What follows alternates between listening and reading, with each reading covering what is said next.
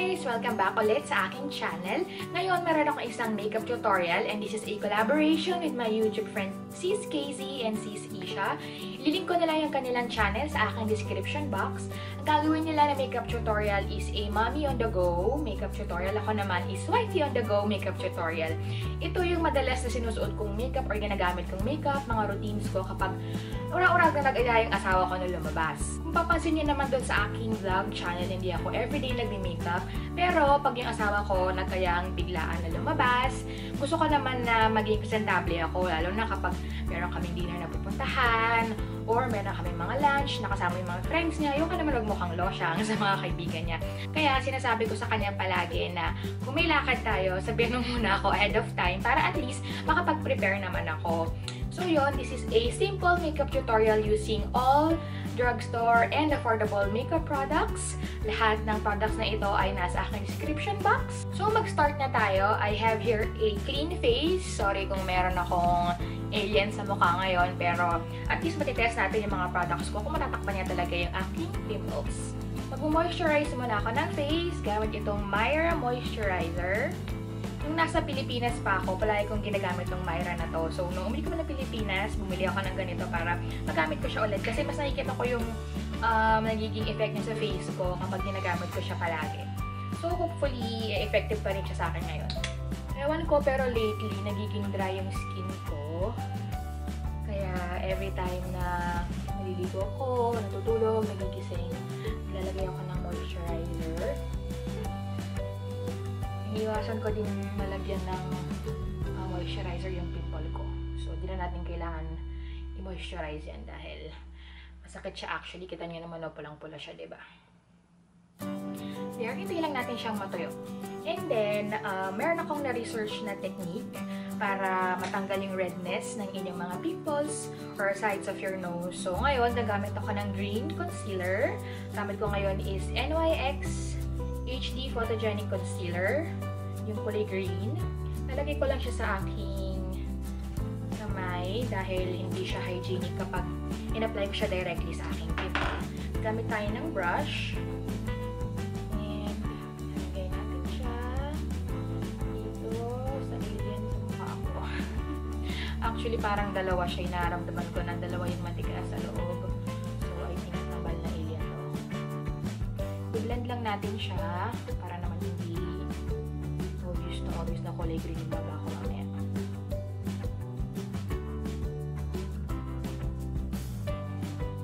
And gagamit din tayo ng primer. Ang gagamitin ko na primer ngayon is this Maybelline Baby Skin Pore Eraser.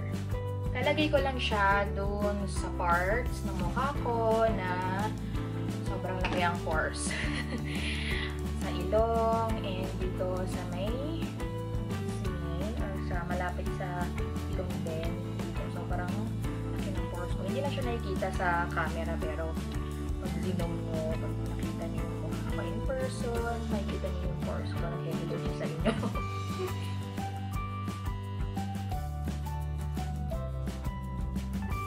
Next naman is foundation. Ang gagamitin ko na foundation is also from Maybelline. This is Matte and Poreless. Ang shade ko is 125 Nude Beige. Nalagay ko din siya sa aking kamay. Paubos na siya actually, kaya mahirap na siyang itak-tak. There. Ang gagamitin ko naman na brush is this flat top brush. Start tayo dito sa aking pisngi.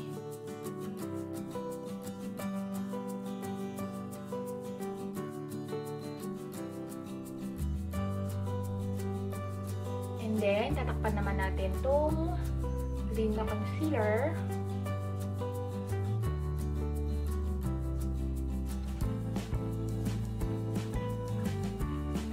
There. So, in fairness naman, nawala yung redness niya. Although, nag-peek through pa rin yung bump. Yun. So, hindi ko lang kung paano i-fix yun. Pero, ayan, at least hindi na siya red. Diba? So, ubusin ko lang yung nandito sa aking palad. Ayun, sa palad sa aking kamay kasi sayang naman. So, dito lang mag-focus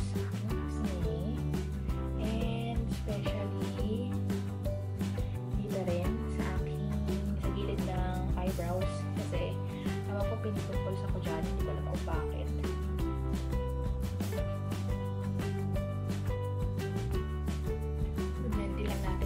baba. And dito sa may neck area para naman hindi po kang nakalutang yung ating face. Next naman is ayusin natin yung aking kilay. Gamit ko ngayon is tong Excel na nabili ko sa Japan. I'm not sure kung meron ito sa Pilipinas, pero I like this product kasi meron siyang pencil sa kabilang side. And then sa kabila naman is pulley. And pag bubuksan niyo siya sa gitna, meron din siyang powder. I-outline ko muna yung kilay ko. Bumaba.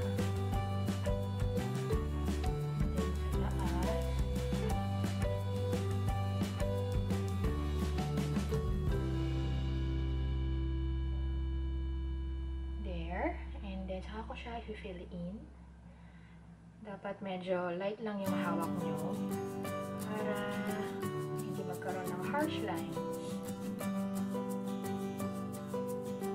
Tapos, dito sa dulo, hindi ko siya masyadong finifill in or hindi ko siya masyadong nilalagyan ng product kasi nagamit tayo ng spoolie and yung mga product na medyo malapit doon, isuspread ko na lang siya.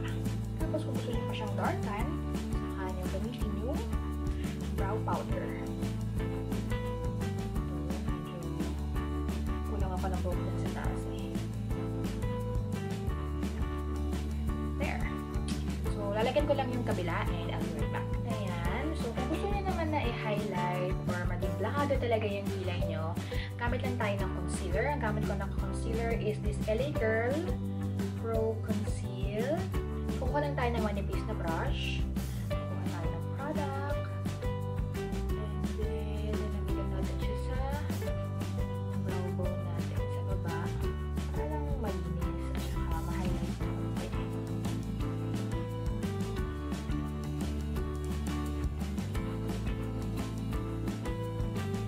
There. Tapos kung medyo gusto nyo din lagyan sa taas.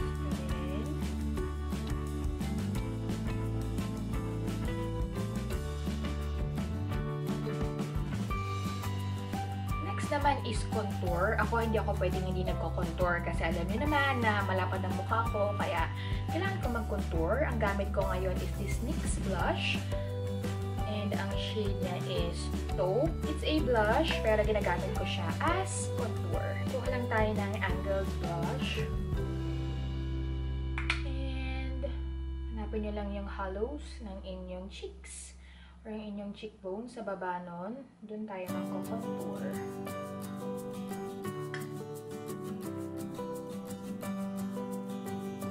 And another trick pala na natutunan ko is dapat maglalagay kayo ng 2 fingers dito sa inyong bibig and then dapat doon magsa-start yung or doon lang mag-i-end yung inyong contour. So makikita nyo nandito siya. There. Kasi pangit naman kung hanggang dito na naka-contour kayo, diba? So yan, dyan lang.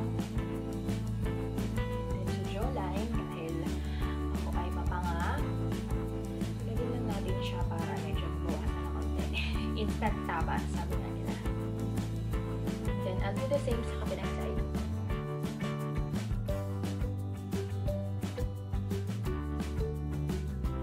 And then, kung gusto nyo naman mabawasan ng inyong double chin, lagay din tayo dito sa ilalim. And then, kung ano yung natira sa brush, saka ko lang siya i-distribute dito sa aking noo. Kasi hindi naman din masyadong malapad yung noo ko. Kaya, ako lang yung konting contour lang para na magkakulay siya. Next naman is blush. And ang gamit ko ngayon is this e.l.f.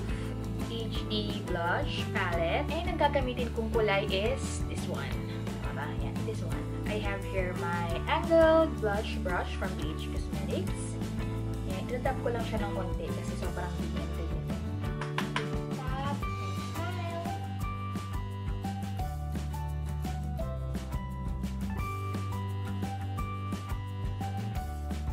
So, kung mapapansin nyo, nilagay ko yung blush sa taas ng aking contour.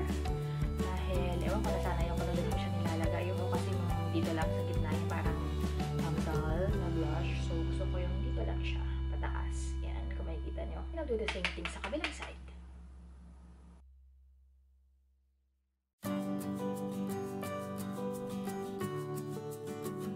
Ayan, guys.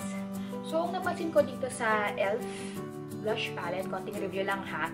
Pigmented siya, pero once na nilagay nyo siya sa pisngin nyo, mahirap siyang i-blend. Kaya, ang ginawa ko kanina kung papansin nyo is konti-konti lang kasi mahirap na siyang i-blend. Anyway, okay naman siya kasi sobrang pigmented niya.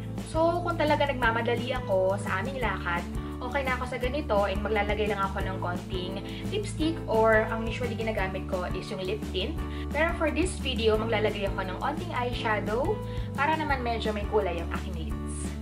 So, for this tutorial, gagamit lang ako ng concealer para gawing primer since wala akong drugstore na eye primer. So, ang gagamitin ko is this LA Girl Pro Conceal. Nalagay ko lang siya sa aking lids. And then, blend ko lang siya gamit yung aking fingers. And then, ang next naman na gagawin natin is, ang gagamitin ko rin sa aking eyelids is this NYX blush, yung aking pang-contour. So, ito rin yung gagamitin ko para lang magkaroon ng crease or ma-define yung aking crease.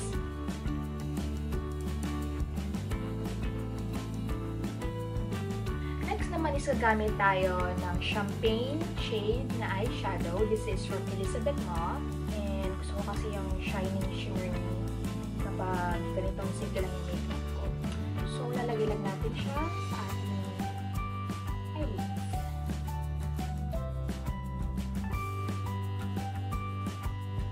Blend ko lang din siya gamit yung kaninang brush. Next naman is magko-contour tayo ng nose. So ako, kapag hindi ako naka-eyeglasses, na lumalabas kami, nagko-contour ako ng nose. Pero kapag naman naka-eyeglasses ako, hindi na ako nagko-contour.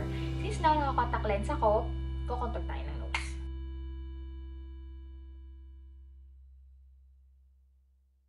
There. So, kung gusto niyo naman na ma-highlight yung inyong nose bridge, gagamitin lang natin ulit yung kaninang concealer.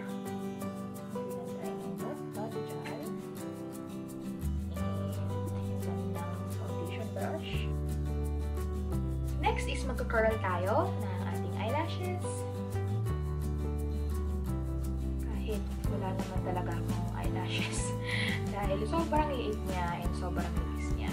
Naingit nga ako kay Nico kasi siya sobrang kapal and sobrang haba ng eyelashes niya. Samantalang ako, na babae, hindi ako binayaan. And then, ang gagamitin natin na mascara is this L'Oreal Lash Out Butterfly Waterproof Mascara.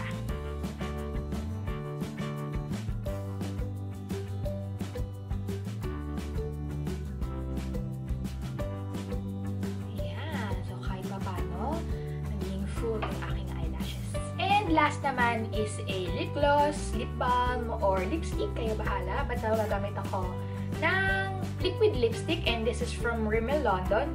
Show Off Lip Lacquer and ang shade niya is 101 Celestial.